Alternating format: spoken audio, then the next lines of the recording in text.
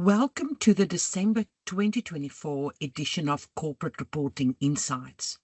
And just like that, it's our last edition of Corporate Reporting Insights for 2024. Now, as always, we have 4 sections in Corporate Reporting Insights. In the section on Australian financial reporting developments, we have an article explaining the 10 things to remember for 31 December 2024 annual and half-year reporting. Then in the second section on IFRS accounting standards developments, we've got 5 articles. First of all, we showcase a brand new BDO Global publication, Accounting Standards in Practice, with a focus on IFRS 18, presentation and disclosure in financial statements. Secondly, we look at the new illustrative annual financial statements for 31 December 2024, also recently published by BDO Global. Thirdly, we look at the second part of a series on common errors in cash flow statements. Then in the 4th article, we look at how an acquirer in a business combination account for the acquiree's lease restoration provisions. Now, this is a tricky area, and we present 2 alternatives. And then finally, our 5th article, we look at simplifying your lease accounting and lease management. Then in our section on not-for-profit entities, we have one article looking at getting ready for 31 December 2024. So these are the not-for-profit specific items to consider for 31 December 2024. And we know many not-for-profit entities have a 31 December year end. And then in the second article, we discuss the Tier 3 proposals for simplified measurement by private sector not-for-profit entities.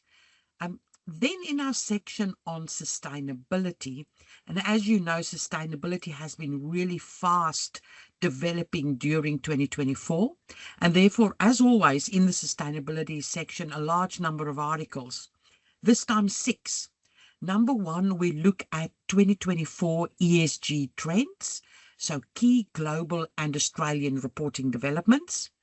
In the second article, we look at 10 steps to a comprehensive sustainability report.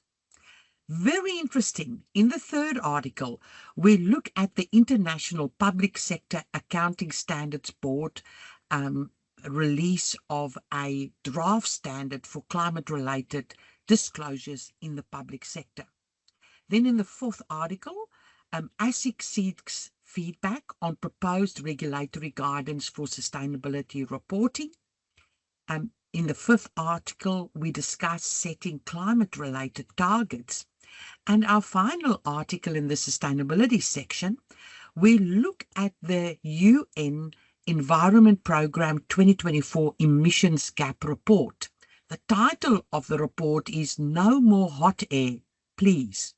Now, as climate impacts intensify globally, this Emissions Gap Report 2024, No More Hot Air Please, finds that nations must deliver dramatically stronger ambition and action in the next round of nationally determined contributions, or the Paris Agreement's 1.5 degrees Celsius goal will be gone within a few years.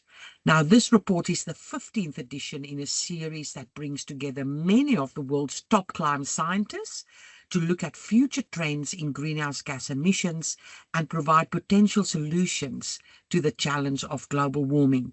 It's an interesting read indeed. Then we would like you to attend our final webinars for 2024. We have a final IFRS webinar looking at the new IFRS 18. We also have a final sustainability webinar for 2024, looking at climate-related disclosures in Australia. We also invite you to register for our 2 webinar series for 2025, one on IFRS and corporate reporting, and another series on sustainability webinars. Finally, we hope that you get to spend some time with your family and friends over the festive season, and that you get some time to relax, because 2025 is going to be a big year around mandatory sustainability reporting in particular. And if you celebrate Christmas, like me, Merry Christmas.